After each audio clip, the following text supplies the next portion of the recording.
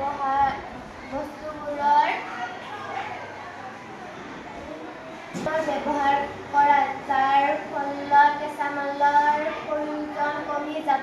পুনৰ্ব্যৱহাৰ শেষত ক'ব পাৰি আৱৰ্জনা ব্যৱস্থাপনাৰ এক অপৰিহাৰ্য অংশ পুনৰ্ব্যৱহাৰ। পুনৰ্ব্যৱহাৰত হাৰা আৱৰ্জনাবোৰ নতুন সামগ্ৰীলৈ পৰিৱৰ্তন কৰিব পাৰোঁ।